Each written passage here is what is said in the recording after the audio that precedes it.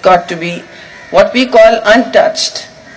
So without sounding like a person out of ecotourism, I'm just trying to say that our connection with nature has become profoundly disconnected, cognitively disconnected. We just see it as part of a sideshow to our lives. It is part of our garden. It beautifies our existence. We appreciate the birds. We go and say, oh, our beaches are polluted. That's terrible. We do a bit of beach cleanup if we're good citizens. We all do that. This is how I broke my arm. I slipped on Karachi Beach, Seaview Beach. Ridiculous. Here we go. But I want to tell you that we are sadly going through an existential change in everything we have ever known. All the boundaries we created, और नूरुल हुदा बात कर रही थी वतन की. I mean, nations are much bigger than the boundaries they encompass. Surely, I'm not speaking of a speech I have written. This is how one has to make the connections between one's mind and one's heart. And at the KLF, I'm sure I can. What one says and does has to come from the heart, which is why I asked for a water in a glass bottle and not this. And I can very easily make the connection between our polluting our beaches and our disavowal of nature and the use of single-use plastics. I'm very sorry. The hotels have got to stop using them. Governments have got to stop. Mine has. They're going to be doing it even bigger. But we have to make the painful transitions. The reason climate change is not considered the biggest security threat to vulnerable communities and cultures is because we don't want to think about it. We don't want to make the painful at-home choices. Neither governments, states, economies, communities, homes, elites, everyone. No one wants to make the painful choice. They want to see the PowerPoint. The Plastics Association is showing me very, very a powerful presentation, and I said, well, all this is, great. I need to get more data. There's no knowledge about what we're doing. But after the data, after the numbers are done, we're still sitting at a hotel serving us water in plastic bottles. Why? I'm 62 years old. I remember when we all got gas. It wasn't so difficult. We had to boil the water, okay, again and again. But it wasn't so terrible, was it? Instead, when the human beings, if there is an extinction event, the UNDP has a plastic dinosaur, not a plastic dinosaur, but a fake dinosaur who comes around every year at the UN General Assembly and says, human beings, make your choices.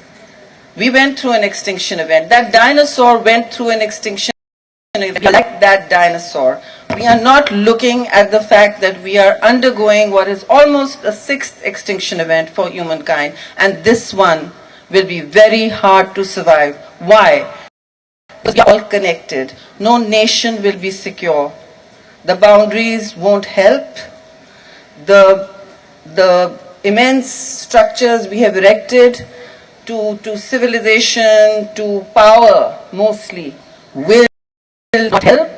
I was speaking to a big future summit yesterday, and I told them all in the name of power, in the name of glorification, which is human nature, of civilization, everything will all be gone.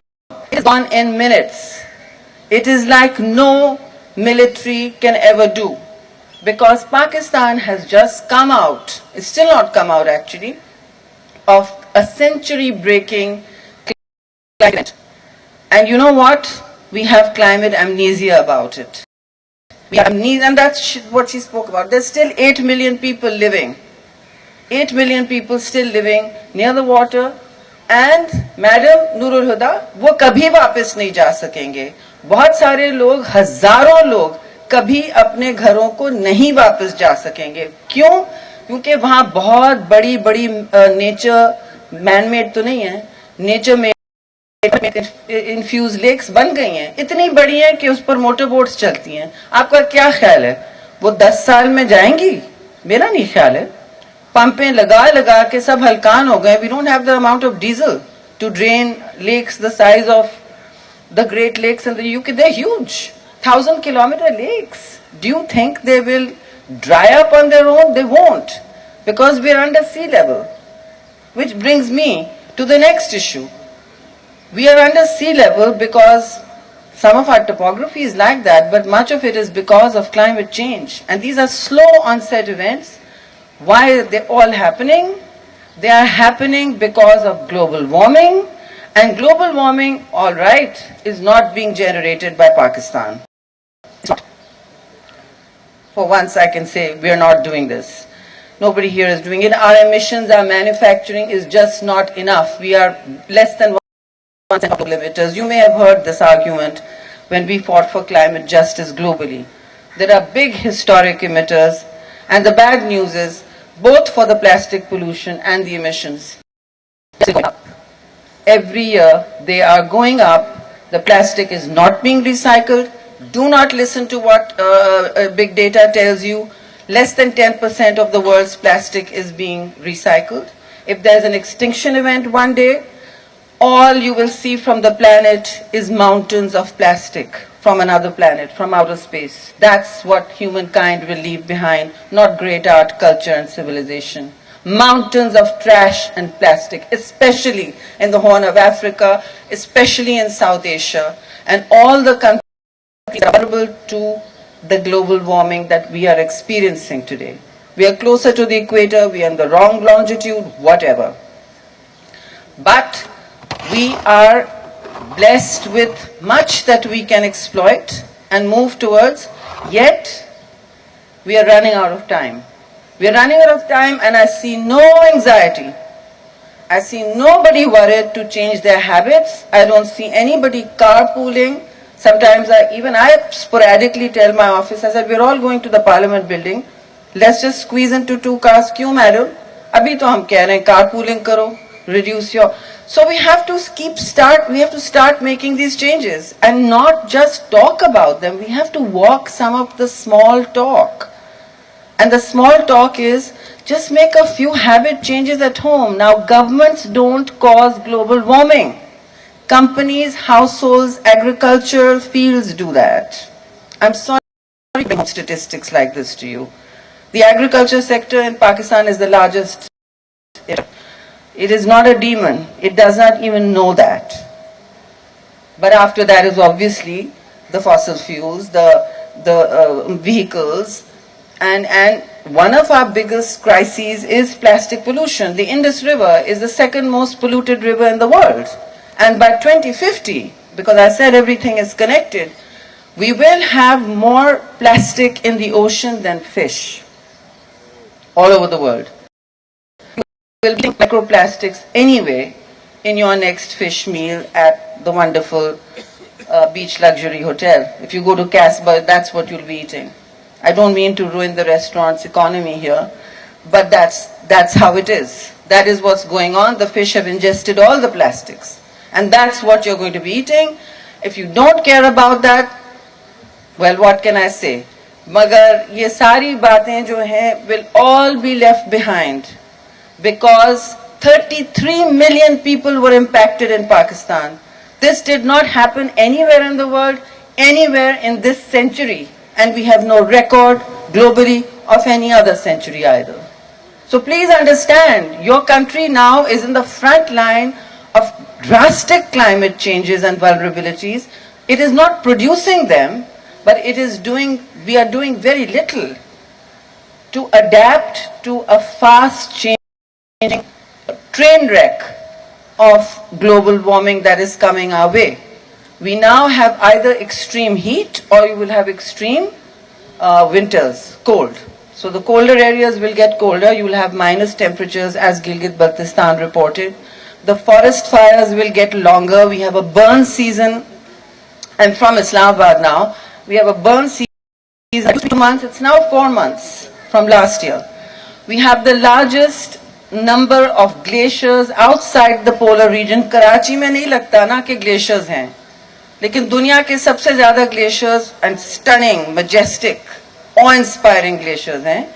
They are in Pakistan. Outside the polar region, that's it. We have the most. They are melting at 300 degrees percentage more than they did even last year. Every year, we are registering the statistics of horror. And nobody is talking about them. I sometimes feel like, what am I doing? This is not a ministry I was given, I asked for it for this reason. And we have not even thought to do more this forestry. That's very important. But let me just tell you some bold statistics. Pakistan can go totally renewable tomorrow, totally renewable, of all fossils. And we are going renewable because of our import bill. We're doing that anyway. 10,000 megawatts from this year, next year will be off-grid, off fossil fuels. It will be renewable. But that transition takes a long time. It takes a lot of money. And at the heart of every argument on climate justice, we are not creating the problem, but we are going to be burning down faster than anybody else. Do you all know that Sindh experienced 53.7 degrees this year? It was Jacobabad. Last year it was Dadu. The year before that it was Turbat. In Pakistan. 3 years running, Pakistan has experienced the hottest temperatures known to man or woman. And we're just fine with that. We should not be. We should all be climate activists, because when we shared our statistics, when the UN Secretary General came to Pakistan, he said very rightly, he said nature is waging a war against us. And I told him that war is landed its first missiles in Pakistan. We are that postcard from the edge. And I said, please look at it. 33 million people impacted. Which state can rehabilitate and feed and clothe? Yes, I know about those pregnant women. Even the Prime Minister spoke about them. Every 6,500 pregnant women, many giving birth in boats, on a Navy boat. I saw one. It was horrific, and it continues to be. It's redefined the lives, the topography, the futures of at least 20 million people. And do you know how many 33 million is? People's attention has shifted internationally and even nationally. That's just human nature.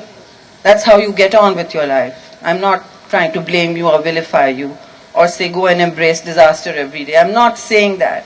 I'm saying understand the gravity of the situation. Understand that 33 million people is the size of 3 small European, medium-sized European countries. Can they all pick up from a disaster simultaneously in one cycle? Yeah, no. And yes, we raised a lot of money to build back with resilience.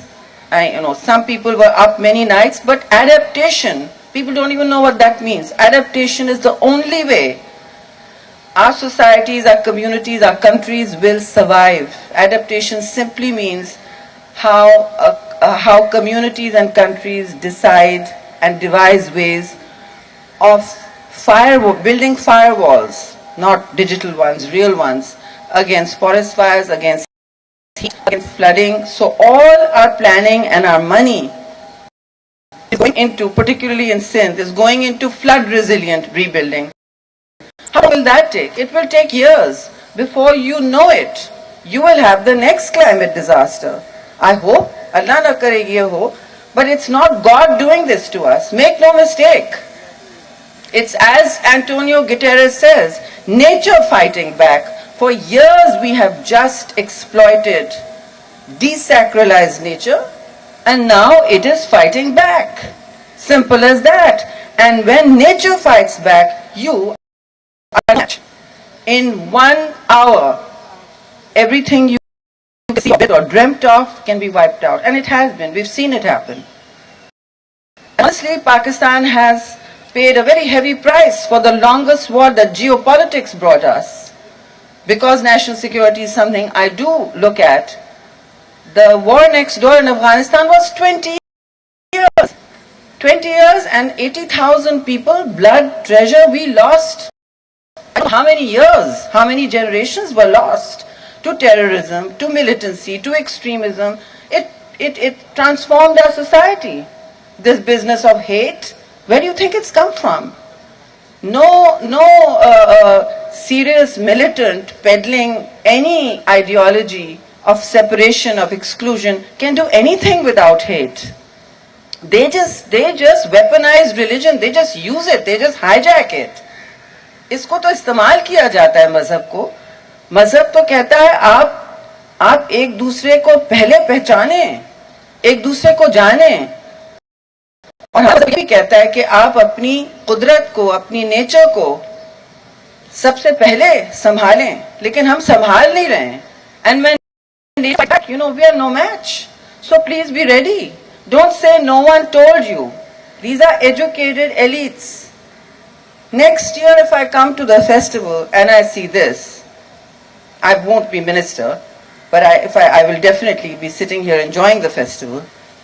I hope I can if I'm here. And I don't want to see this again. So let me make this one small decision here tonight.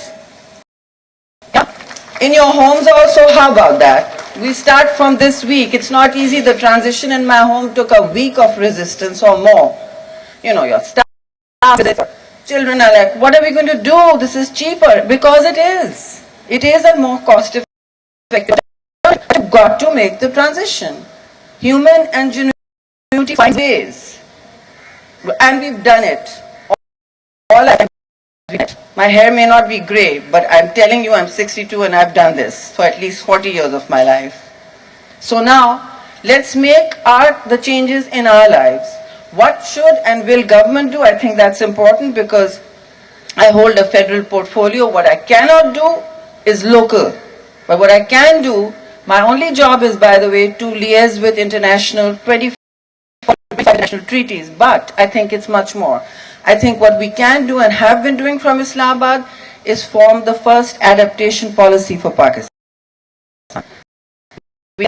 For all the provinces that need resilience building, now it's up to them. We worked with the World Bank, UNDP, all our development partners, and we did not sleep for at least many nights. The planning minister and myself and a couple of others were awake many nights because we had very little time to raise the money. Even that money will not be enough, or it will not be in time. We will be in a recovery trap. Again, mark my words. Vulnerable countries like the Horn of Africa, which is going through a terrible drop, is also a very small emitter. We are all paying the price of other people's luxuries, other people's emissions, other people's consumption. So consumption also has to go down. Our own consumption has to go down. Then the last challenge you will face, and what is government doing? I had just before the flood created what is known as the Indus project. To me, the Indus, and to all of us studying this, it is the Indus supports 90% of Pakistan's livelihoods. हमारी सारी जिंदगी, marine, लोगों की adjacent subsets, Maveshi, sab kuch, all of that is supported, our agriculture, all of it, much of our manufacturing by the Indus jugular vein that runs from north to south. So we built around it a project, a huge project called the Axis of Adaptation. This will be the axis of Pakistan's adaptation. And it took 11 to 17 billion dollars it will take. And we built 25 interventions that communities can make, that international donors and even investors, business investors. But that all got dead by the flood. Every piece of money will go to that. So how will Pakistan adapt? No government will have the money. As it is, we are going through one of the worst cost of living crises in the world. We are. And it's going to be a very tough. But what happens to the vulnerable who are also climate vulnerable? So I will turn to the business community at some point, especially Karachi and Lahore, and say, well, give us some of the billions, make the small interventions. One of the interventions, for instance, is making the cities around the Indus plastic free. Incidentally, around the Indus, except Quetta. All Pakistani cities are built, clustered largely around the Indus. And then the others are community ponds. Those are smaller projects which involve the communities, give them livelihoods, revive give the basin its health back. Right now, our oceans and our Indus River, which is the lifeline of Pakistan, is choking. Businesses and individuals are choking that river, that lifeline. And in Sindh, they say, "Ye darya hamari maa hai." It is venerated as a mother. लेकिन वो मर रही है. जिस तरह आप और आपके हमवतन आहिस्ता आहिस्ता मार रहे हैं, क्योंकि ये कोई और नहीं कर रहा, हम खुद कर रहे हैं. ठीक है जी. जो हम कर सकते हैं, we did not cause global warming. It will still come. It will still come. The glaciers will melt. They will rip down our mountains. And we will have to move our communities. आप लोग north में नहीं रहते, मगर वहाँ जो बुरा हाल होता है हर साल when the glaciers start melting very fast by April. And we have something called glacial lake outburst floods. वो lakes बहुत हुई भी होती हैं और and वो तिनके की तरह बड़े-बड़े bridges अपने रेले में ले जाती हैं. So we have हमें अब आदत होगी, warning systems लगा दिए हैं. आज भी trainings चल रही हैं.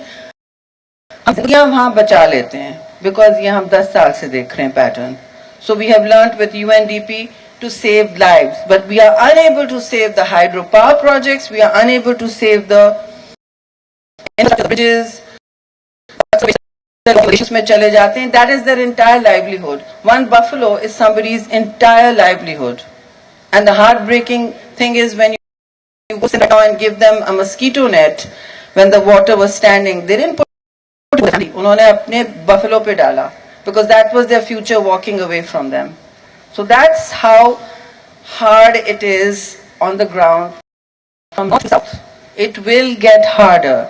We need to build, we need to understand ये कितना बड़ा problem है.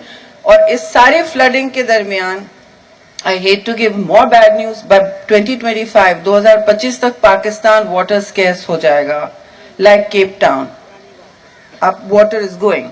But Cape Town came back. They started rationing their showers because they had to. So you could only take a 1-minute shower. They started watching how much water they were throwing on their car wash. They were looking at how much people could drink. So you will get ration. And then don't say I didn't tell you when you're hosing down the cars. Because you are. I walk every day in Islamabad. I go past every chowkidar every morning. I'm the bane of their lives. रुके आप लोग. बीबी आ रही हैं तो अब नहीं कर सकते. But that habit hasn't changed until their owner tells them. Until you tell your drivers and yourselves, please, when you turn the tap off and no one is watching, that's when you're a good citizen. That is when you're a climate sensitive citizen. That is when you're looking after your mother, which is the earth. Because climate change knows no boundaries. When one ecosystem fails, another will fail, sure as the sun rising in the east and setting in the west. So the Arctic ice is melting, the Antarctic glaciers are melting, and in the Antarctic, what is it? I'll tell you what. You will have a hotter summer. Why? Because all that ice used to reflect back the heat of the sun. It's all science-based, so I'm having to do this. All of it was reflected back. The water does not reflect it. The water started absorbing it. It was rising. Every day there are new reports on the climate sciences, and everybody is shocked. Europe was horrified that they had a 40-degree winter, a summer. 40 degrees in Europe and everybody was crying. Oh my God, how are we going to live? Well, we had 53.7. That is not fit for cultivation or human habitation. So दुनिया और ये अर्थ जो है, ये कुदरत जो है, ये planet जो है, तंग होता जा रहा है. And it is very angry now. So please, give it respect. Give the natural resources you use with some respect. Sacrifice must. But understand that resources or its bounties as it is described in every religion. not infinite. You are not in paradise yet. You are creating for yourselves a living hell, because that's what it will become very soon if the countries like us start burning up. The 1.5 future is well past us. We are hurtling to a 2-degree world, and these are technical terms. This means 1.5 degrees after the Industrial Revolution. We are well past that. Do not listen to what they are telling you in the newspapers. We are well past that. The entire UN knows that, and if you read on climate science, you will see this. We are hurtling towards a 2.5 degree in which many of us will be in what is known as the burn zone. We are in the burn zone. If they haven't told us that we are the 10 top most vulnerable, भाई 3 साल से तो हमारे यहाँ सबसे ज्यादा गर्मी हो रही है. We have the most forest fires, our glaciers are melting, and 33 million people impacted. Where exactly? Pakistan, right? It was Pakistan. I can't register it or not. So you are in the hot spot. We are the big climate hot spot. Start taking actions at home, at office. Start asking more of your provincial and local governments. Start expecting more from anybody in a position of power, because those with higher resources have a high responsibility.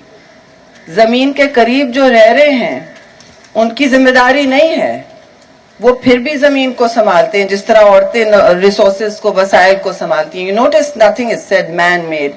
It's women who preserve and conserve, and they recycle. But people who are vulnerable still know that they need to conserve. It is we, the big consumers, driving the gas guzzlers. That's us. And we all need to take actions. We all need to take action. Simple ones are reduce your water consumption. Start counting your carbon outputs. It's not very difficult. I'm putting out a video teaching people how to do that. Start